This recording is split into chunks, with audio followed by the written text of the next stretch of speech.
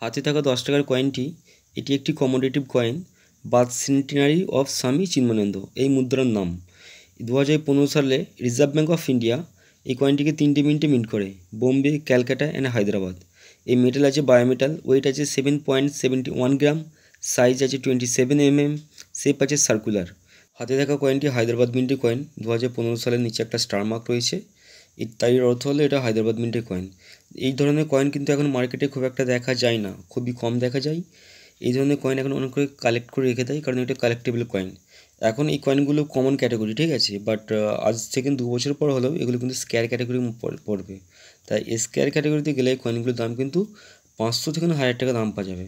আপাতত এই ধরনের কয়েন যদি কারো কাছে থাকে এবং সে সেল করতে চাই, তাহলে ইউএনসি কন্ডিশনে এই ধরনের কয়েন খুব বেশি 25 টাকা হতে পারে, তার বেশি কেউ দাম দেবে না। এটিও একটি 10 টাকার স্মারক মুদ্রা বা কমোডেটিভ কয়েন। এটা হোমি ভাবা বার্থ সেন্টিনারি কয়েন। 2010 সালে রিজার্ভ ব্যাঙ্ক অফ ইন্ডিয়া এই কয়েনটিকে মাত্র 2টি মিন্টে মিন্ট করে, এক বোম্বে মিন্ট, দ্বিতীয় নয়ডা মিন্ট। এই মেটাল আছে বায়োমেটাল, ওয়েট আছে 7.71 গ্রাম, সাইজ আছে 27 mm, শেপ আছে সার্কুলার। তা বোম্বে মিন্ট আর নয়ডা মিন্ট এই দুটো মিন্টে শুধুমাত্র এই কয়েনটি দেখা যায়।